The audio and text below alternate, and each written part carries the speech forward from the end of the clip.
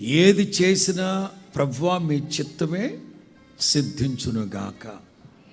అలాగని మనం కోరుకున్నవన్నీ దేవుడు చేయరా? చెప్పండి. వారు కోరిన రేవుకి ఆయన వారిని, అదిగో దేవుని బిడ్డల కోరుకున్న రేవు అది, దేవుడు అక్కడికే నడిపించారు. కాకపోతే దేవుడు ఏమన్నారంటే నేను ఇలా తీసుకెళ్తానన్నా. దేవుని ప్రజలు అన్నారు, ఆహా ఇటే వెళ్తాం, మేము ఇటే నడిపించాలి. దేవుడేమో వద్దంటాడు. నేను వెళ్తానండి బాబా. వద్దురా, నేను వెళ్తానండి బాబా.